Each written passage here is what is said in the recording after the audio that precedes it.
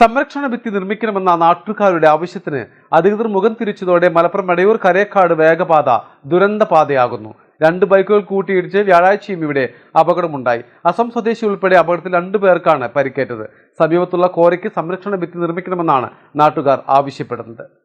എടയൂർ ചീനിച്ചോട് പുല്ലംപറമ്പ് റോഡാണ് കരേക്കാട്ടിലേക്കുള്ള വേഗപാതയായി യാത്രക്കാർ ഉപയോഗിക്കുന്നത്. അതുകൊണ്ട് തന്നെ ഈ പാതയിൽ അപകടങ്ങളും പതിവാകുകയാണ്. ഇരുചക്ര വാഹനങ്ങളാണ് ഏറെയും അപകടത്തിൽപ്പെടുന്നത്.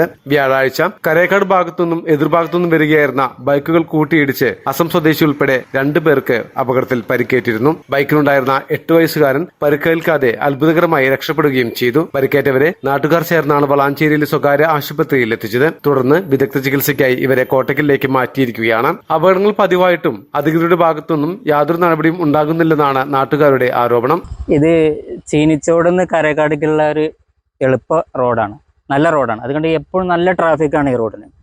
അപ്പോൾ ഇറക്കാണ്, നല്ല ഇറക്കാണ്, നല്ല വേഗത്തിലാണ് വണ്ടികൾ വരും ചെയ്യുക. അപ്പോൾ നമ്മൾ പറഞ്ഞു വരുന്നത് എന്താ വെച്ചാൽ ഇവിടെ ഒരു കോറി ഉണ്ട്, നല്ല ആളുള്ള കോറിയാണ്.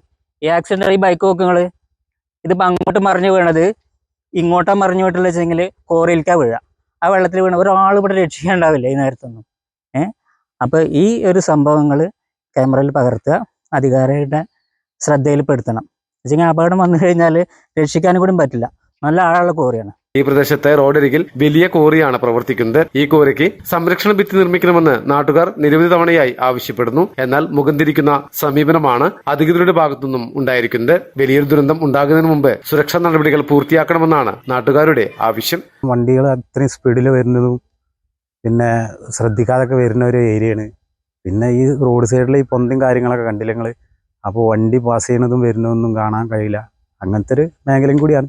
അധികാരികളോട് പറയാനുള്ളത് ഒന്ന് കണ്ണ് തുറക്കണം. അതന്നെ, അതെ, ഒന്ന് കണ്ണ് തുറന്ന് ഇതെല്ലാവരും കൂടി ഒരു മതിലെങ്കിലും കെട്ടിങ്ങാണ്ടൊന്ന് അടച്ചുറപ്പാക്കിയിട്ടുള്ള സെറ്റപ്പ് ഉണ്ടാക്കുകയാണെന്നുണ്ടെങ്കിൽ നന്ദി. മലബാർ ടൈംസ്, വളാഞ്ചേരി.